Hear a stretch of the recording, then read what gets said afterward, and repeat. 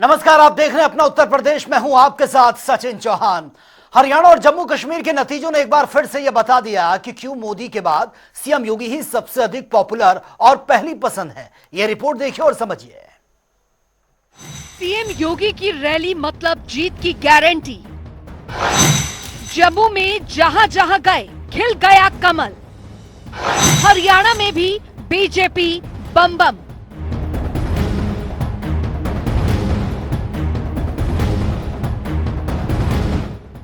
CM Yogi Adityanath यूं ही famous नहीं है।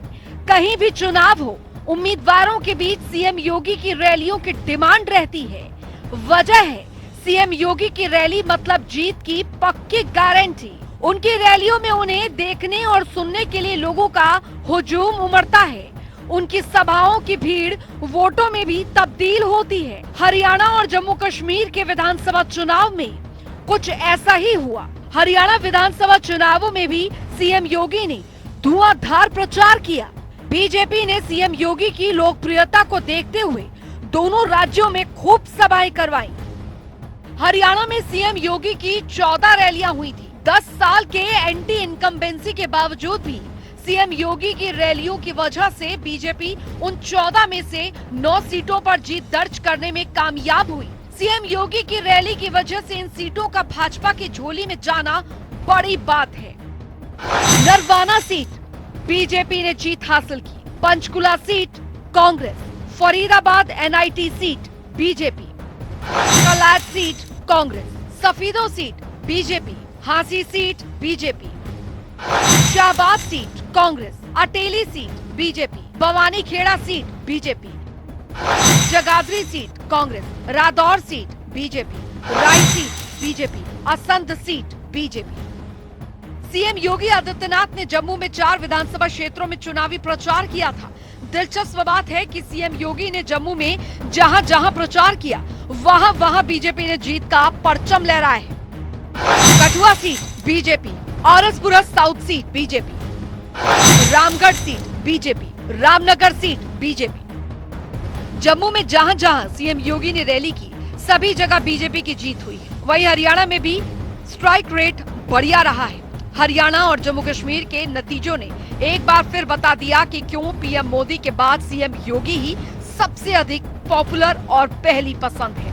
स्पेशल डेस्क, जनता टीवी।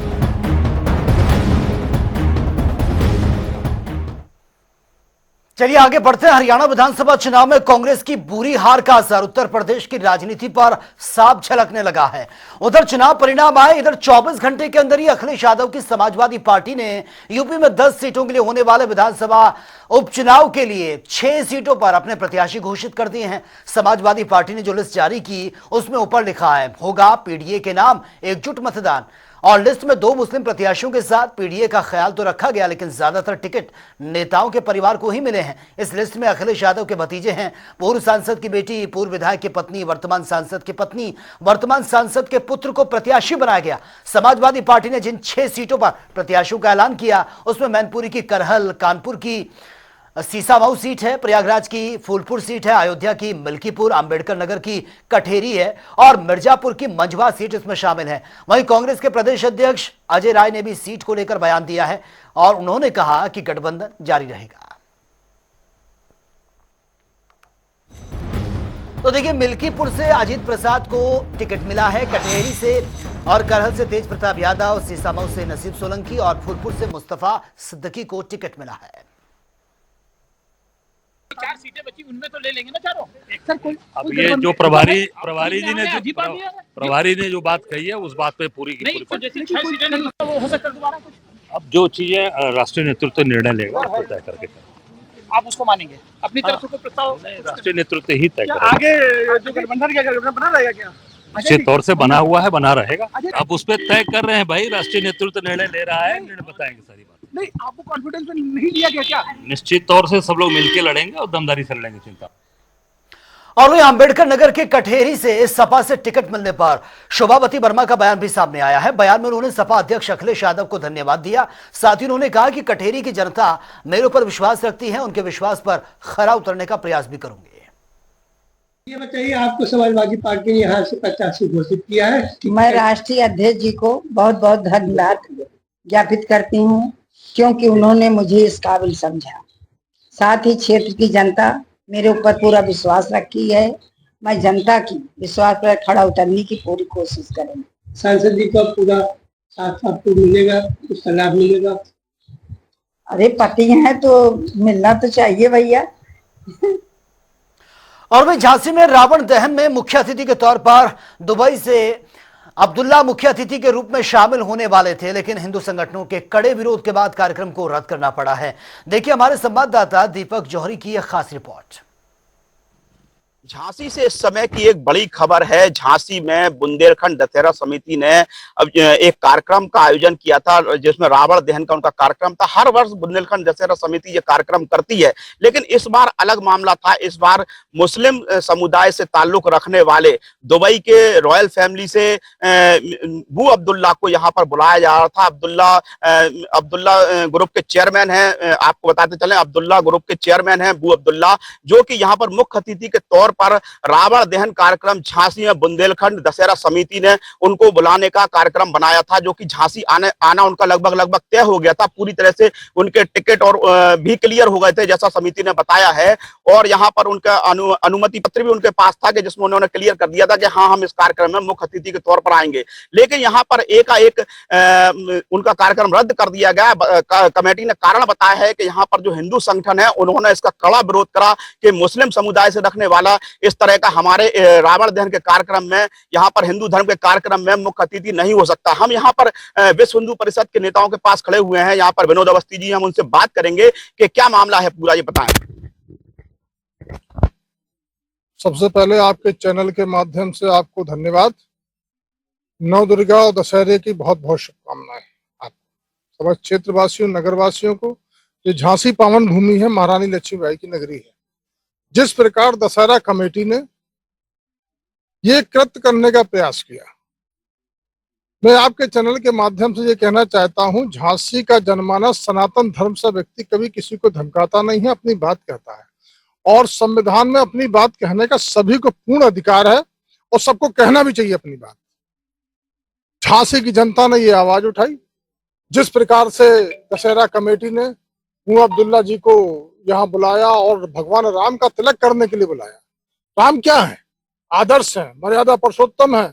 भगवान राम का तिलक करने के लिए पहले रामायण पढ़ना पड़ेगी, राम की चरित्र को समझना पड़ेगा, सनातनी बनना पड़ेगा। सनातन का घोर अपमान है। हमारे झांसी जिले के संत, महात्मा, मठ मंदिर के पुजारी, सांसद, विधायक इतने सनातनी हैं, उनसे क्यों नहीं तिलक कराया जा रहा? ये इस प्रकार की हरकत करना और इस प्रकार का कुचक्र करने का प्रयास है, जिससे सनातन संस्कृति को धूमिल किया जाए। उसके तहत में समस्त जनमानस ने, झांसी की जनमानस ने, झांसी की जनता ने इस पे विरोध भी जताया कि ये आप क्या कर रहे हैं। अरे आपको करना है तो उनको बुलाइए, उनको दिखाइए दशहरा क्या होता है भारतवर्ष में, विसर्जन क्या होता है, काली जी कैसे निकलती हैं, राम का चरित्र क्या था, सीता का त्याग क्या था, लक्ष्मण जी का त्याग क्या था, हनुमान जी की भक्ति क्या थी, ये सब बताइए। और उसके लिए आपको सनातनी बनना पड़ेगा। आप सनातनी बन के आइए, हमारी रामायण पढ़िए, हमारे धर्म में आइए, कोई भी विरोध नहीं है आपका। आप भगवान राम का भी तिलक करिए, भगवान बजरंगबली की पूजा करिए, हम भी आपको आस्था के साथ आपके साथ खड़े रहेंगे। लेकिन इस प्रकार से झूठी लोकप्रियता के तहत इस सनातन धर्म को बदनाम करने के लिए हम लोग, हिंदू समाज के लोग, कभी किसी को भी ये नहीं सोचेंगे कि कोई भी व्यक्ति इस प्रकार का कुचक्र करे। हम लोग उसका कड़ा विरोध करेंगे। अवस्थी जी, बुंदेलखंड दशहरा कमेटी ने आरोप लगाया, जिसमें अशोक जैन जी जो उसके अध्यक्ष, उन्होंने बताया कि हिंदू संगठनों ने उन्हें सोशल मीडिया के माध्यम से लगातार धमकी दी है। क्या इसमें कितनी सच्चाई है? देखिए, आदमी कुछ भी कहता है। धमकी दी होंगी उनको सोशल मीडिया के माध्यम से, तो उनके पास में उसकी डिलीट होगी, उनके पास में कॉल रिकॉर्ड भी होंगी। उनकी अंतरात्मा खुद ही गवारा करी होगी कि हम ये क्या करने जा रहे हैं, समाज हमारा बहिष्कार कर देगा। कल जो हम दशहरा कमेटी में इस प्रकार का कुचक्र कर रहे हैं, हो सकता है अगली बार की जो दशहरा उत्सव हो, इससे हमें कमेटी निकाल दे। ये अंदर आत्मा की उनकी आवाज है। है, लेकिन ये हिंदू संगठन की आवाज है कि इस प्रकार का कृत्य ना ही हम किसी को बर्दाश्त करने देंगे और ना ही बर्दाश्त करेंगे। आप सनातन बनिए, सनातनी बनिए, हमारे धर्म को बदनाम करने का प्रयास न करिए। ये धर्म सारे धर्मों से उच्च है। आपको बता दें, हमारे यहाँ सनातनी हुए हैं जिन्होंने हजारों वर्ष तपस्या करी हुई है, आग के किनारे खड़े रहते हैं और क्या कहते हैं पानी में डूब के तपस्या करते हैं। ऐसे ऐसे संत महात्मा पैदा हुए, संत सियाराम बाबा हुए हैं, देवरा बाबा हुए हैं। आप देखिए, इनसे सीख लीजिए। ये क्या करने जा रहे हैं आप? अंतोगतवा झांसी में बू अब्दुल्ला का आने का कार्यक्रम पूरी तरह से रद्द हो चुका है। कैमरामैन राज गौतम के संग दीपक जौहरी, झांसी। चलिए खबरों में आगे बढ़ते हैं। लखनऊ के ऐशबाग की रामलीला लखनऊ ही नहीं बल्कि पूरे यूपी में प्रसिद्ध है। ऐशबाग की रामलीला शहर की सबसे पुरानी रामलीलाओं में से एक है। यहां पर तुलसीदास अखाड़े के साधु संतों को रामचरितमानस की चौपाइयां और राम कथा सुनाते थे। देखिए हमारे संवाददाता की ग्राउंड रिपोर्ट। इस समय हम राजधानी लखनऊ के ऐशबाग में हैं और आप हमारे पीछे साफ तौर पर देख सकते हैं कि तुलसी रंगमंच, ये मंच पूरी तरीके से तैयार है। रामलीला का मंचन अगर बात की जाए तो 16वीं शताब्दी से यहाँ लगातार हो रहा है। 500 से ज्यादा साल हो गए हैं, लेकिन रामलीला का जो मंचन है वो हर साल यहाँ पर बड़े ही धूमधाम से आयोजित होता है। 16वीं शताब्दी में जब चौमासा में गोस्वामी तुलसीदास यात्रा पे थे तो बरसात के दिनों में यहाँ पे वो रुके थे और साधु संतों के साथ उन्होंने समय बिताया था। चौमासा में ही साधु संतों को वो अपनी द्वारा लिखी गई रामचरितमानस की चौपाइयाँ सुनाते थे। पूरा वृत्तांत उनको जो है वो बयां करते थे। इसके बाद उन साधु सन्यासियों ने बकायदा यहाँ पे रामलीला का मंचन करना शुरू किया और उस रामलीला के पहले निर्देशक जो हैं वो थे जिन्होंने रामचरितमानस यानी प्रभु श्री राम के चरित्र का वर्णन जो है एक काव्य के रूप में किया है। गोस्वामी तुलसीदास जी ने सबसे पहला निर्देशन जो है यहीं पे किया था। इसके बाद अगर बात करें तो 1773 में राजधानी लखनऊ के जो नवाब थे आसफउद्दौला वो यहाँ पे रामलीला देखने आए थे। रामलीला देखकर वो काफी प्रसन्न हुए, उनको काफी अच्छा लगा था। जिसके बाद 6.5 एकड़ की जमीन रामलीला समिति को दान में दी गई थी और हर साल रामलीला करवाने के लिए बकायदा वित्तीय सहायता भी उपलब्ध कराई जाती थी। इस समय ये वित्तीय सहायता लखनऊ नगर निगम उपलब्ध करा रहा है और हर बार की तरह इस बार भी ऐशबाग की रामलीला खास होने वाली है। 2019 में प्रधानमंत्री नरेंद्र मोदी भी इस ऐतिहासिक रामलीला का हिस्सा बन चुके हैं और साफ तौर पर हर बार की तरह इस बार भी ये रंगमंच तैयार है, तुलसी रंगमंच तैयार है। भगवान श्री राम की जो कथा है, रामचरितमानस के दृश्य है, जो रामायण की पूरी कथा है, यहाँ पे बेहतर तरीके से अच्छे कलाकारों के द्वारा, बेहतर निर्देशक के द्वारा पूरी तरीके से मंचन होता है। और किंवदंतियां तो ये भी हैं कि भगवान राम खुद स्वर्ग से इस मंचन को निहारते नजर आते हैं। नहीं, रामलीला का थीम तो ऐसा कोई नहीं। रामलीला जो रामलीला जैसे होता था ऐसे ही है, लेकिन इसमें हम लोग क्या करते हैं, हर बार थोड़ा टेक्नोलॉजी चेंज करते हैं, थोड़ा हम लोग घटा के जो प्रसंग जरूरी है उसको हम लोग डालते हैं और बाकी हम लोग साज पोशाक में नयापन लाए और ड्रेसअप में बहुत नयापन लाए और लाइटिंग में बहुत नयापन लाए। यही कोशिश करते हैं क्योंकि रामलीला का जो नाटक है वो तो हम बदल नहीं पाएंगे, वो जैसा है वो मेन थीम वही है, लेकिन हम लोग थोड़ा सा जो प्रासंगिक कहानी होता है उसको हम लोग डालते हैं नया तरीका से। आप कब से जो है रामलीला का मंचन कर रहे हैं, निर्देशन कर रहे हैं? देखिए, मेरा नाम पहले नाम बताता, मेरा नाम भास्कर बोस है। हम कलकत्ता से आते हैं। मैं 2006 में 6 में यहाँ पर आया था और यहाँ से शुरू किया 2007 में यहाँ पर आया था। उसके बाद 19 साल हो गया मैंने रामलीला का निर्देशन कर रहा हूँ ऐशबाग रामलीला में। राजधानी लखनऊ से जनता टीवी के लिए रियाज के साथ विवेक शाही। तो चलिए अब बात होगी तमाम खबरों की ताबड़तोड़ अंदाज में। इटावा में जनपद में भूमाफियाओं का कहर, किसानों की जमीन पर किया जा रहा है कब्जा, प्रशासनिक अधिकारियों पर आरोप। अलीगढ़ में पेड़ पर लटका मिला किशोर का शव, परिजनों ने दफना दिया था शव, कोर्ट ने शव को कब्र से निकालने के आदेश दिए। अलीगढ़ में आई फॉर्च्यून्स कंपनी की टीम ने मारी है छापा, एफडीए टीम और पुलिस ने किया बड़ी कार्रवाई, भारी मात्रा में नकली रिफाइंड बरामद। पीलीभीत में बीमारी के चलते महंत योगी शांतिनाथ हुए हैं ब्रह्मलीन, स्वास्थ्य केंद्र ने किया मृत घोषित, मौके पर स्थानीय थाना पुलिस भी मौजूद। सहारनपुर में श्रद्धालुओं से भरी ट्रैक्टर ट्रॉली पलट गई है, मां शाकुंभरी के दर्शन करने के बाद लौट रहे थे ये भक्त, 1 दर्जन से ज्यादा लोग घायल, हॉस्पिटलाइज। सहारनपुर में नेशनल जूडो प्रतियोगिता का आयोजन किया गया, सीबीएसई स्कूल के छात्रों ने जीता है गोल्ड, झारखंड में आयोजित हुई थी प्रतियोगिता। बरेली में सिपाही पर लगे हैं गंभीर आरोप। लावारिस गाड़ियों के पार्ट्स बेचने का आरोप है। टायर निकालने का वीडियो सोशल मीडिया पर वायरल। फतेहपुर में दिव्यांग महिला के तीमारदारों ने जिला अस्पताल पर लगा दिए गंभीर आरोप। डिलीवरी के लिए रिश्वत लेने के आरोप। फतेहपुर में जमीन पर जबरन कब्जाने का आरोप है। खंड विकास अधिकारी के मामले में जांच में जुटी हैं बंद के तहसील क्षेत्र के अमौली का मामला। फर्रुखाबाद में गौ तस्करों के बड़े सिंडिकेट का भंडाफोड़ हुआ है। गौ तस्करों के खिलाफ गौ सेवकों ने चलाया अभियान। वीडियो सोशल मीडिया पर वायरल।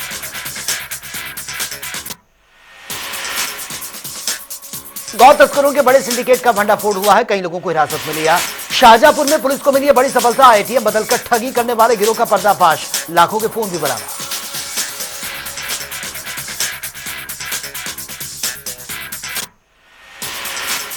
लखनऊ में राष्ट्रीय लोकदल व्यापार प्रकोष्ठ के प्रदेश अध्यक्ष ने मुख्यमंत्री को लिखा पत्र। व्यापारियों की समस्याओं के बारे में रखी बात। जीएसटी अधिकारियों पर भी गंभीर आरोप। रायबरेली में महिला सुरक्षा को लेकर कार्यशैली पर उठ रहे हैं सवाल। दबंगों ने युवती के साथ की दरिंदगी। शिकायत करने पर जान से मारने की धमकी। लखनऊ में गैंग रेप के आरोपी को पुलिस ने किया गिरफ्तार। नाबालिग किशोरी के साथ घटना को दिया था अंजाम। आरोपी के खिलाफ अलग अलग थानों में केस दर्ज। हापुड़ साइबर क्राइम पुलिस को मिली है बड़ी सफलता। अंतर्राज्यीय गिरोह के 2 शातिर साइबर ठगों को किया गिरफ्तार। पूछताछ जारी। अमेठी में कोर्ट के आदेश के बाद हुई है पैमाइश से नाराज दबंगों ने बुजुर्ग युवक को लाठी डंडों से जमकर पीटा। परिजनों ने आनंद फानंद अस्पताल में पहुंचाया, जहां डॉक्टर ने प्राथमिक उपचार के बाद हालत गंभीर देखते हुए ट्रॉमा सेंटर के लिए रेफर कर दिया। आगरा पुलिस का ऑपरेशन टूरिस्ट डिलाइट लगातार जारी है। ऑपरेशन के तहत पर्यटकों को किया जा रहा जागरूक। साथ ही महिला सुरक्षा को लेकर महिलाओं को भी किया जा रहा जागरूक। महोबा में डाक पार्सल कंटेनर में खुफिया कैबिन बनाकर गांजे की बड़ी खेप को एसटीएफ और एनसीबी ने स्थानीय पुलिस की मदद से पकड़ा। 63 लाख रुपए कीमत गांजा सहित 2 तस्कर गिरफ्तार। पूछताछ जारी। सुल्तानपुर में एक युवक की गोली मारकर हत्या। घटना के बाद मौके से फरार बदमाश। मौके पर पहुंची है पुलिस। जांच पड़ताल शुरू। अलीगढ़ में दबंगों ने मारपीट कार तोड़ दिए तमंचे। बट से दांत विरोध करने पर यह पथराव किया। पीड़ित का नहीं करवाया गया मेडिकल। पुलिस ने शांति भंग कार्रवाई करने का भी पुलिस पर आरोप है। पथराव का वीडियो सोशल मीडिया पर वायरल। फतेहपुर में शहर की तर्ज पर विकास योजनाओं को धरातल पर उतारने और जन कल्याणकारी योजनाओं से अधिक पात्रों को लाभान्वित करने के जनपद फतेहपुर की 5 ग्राम पंचायतों को मुख्यमंत्री प्रोत्साहन पुरस्कार योजना से पुरस्कृत किया गया है। आगरा में मामूली विवाद को लेकर फायरिंग का एक मामला सामने आया। एक व्यक्ति घायल। घर के बाहर बैठे लोग बाल बाल बचे हैं। पास में बैठे गांव के युवक के पैर से लगती हुई निकली है गोली। मौके पर पहुंची है पुलिस। जांच शुरू। भदोही में एक दिन की जिलाधिकारी बनी है छात्रा आकांक्षा पांडे। डीएम की कुर्सी पर बैठकर घंटों लगाया जनता दरबार। लोगों की सुनी समस्या।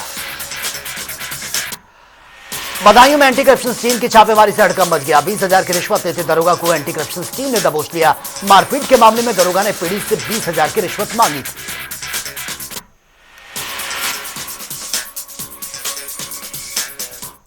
तो फिलहाल मेरे साथ इतना ही, लेकिन तमाम खबरों के लिए आप बने रहिए जनता टीवी के साथ। नमस्कार।